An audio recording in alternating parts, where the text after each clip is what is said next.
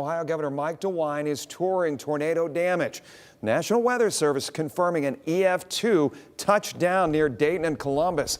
Right now you're getting a look at some of the damage. You can see the trees fell on top of roofs and siding was ripped off, fences broken and blown away.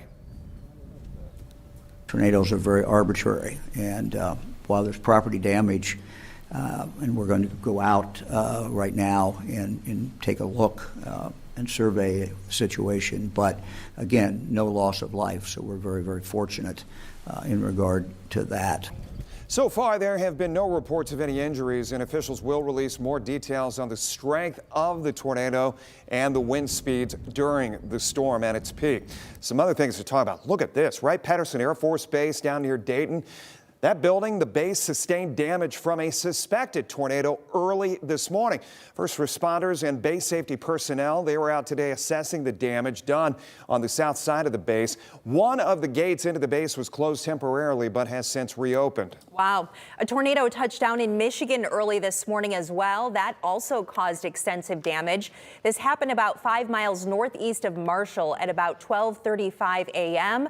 Another hit Grand Blanc around 1:20 a.m. The fire departments in the area say they've not received any reports of people hurt or killed. And over to Chicago, where the same storm system moved through Illinois over the night, prompting a tornado warning near Chicago. Cameras captured the storm rolling through Yorkville, that is a suburb of Chicago. The National Weather Service says the area saw wind gusts reaching 70 miles per hour and hail the size of a $50.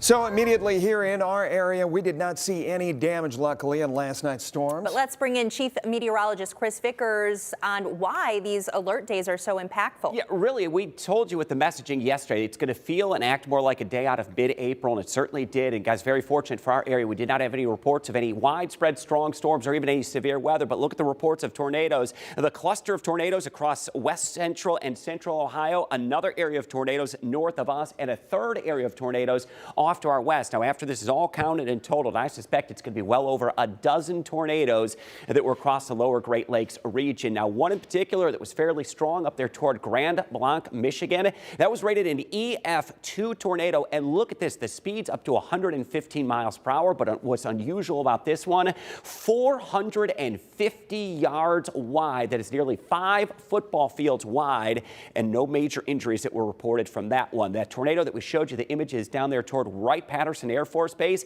that was rated an EF1 tornado, and I rewound that Doppler radar imagery. This was right around 4:30 in the morning as that tornado came through just on the north end of Dayton. Good reminder, severe weather can happen any time of the year, and it certainly exhibited that yesterday.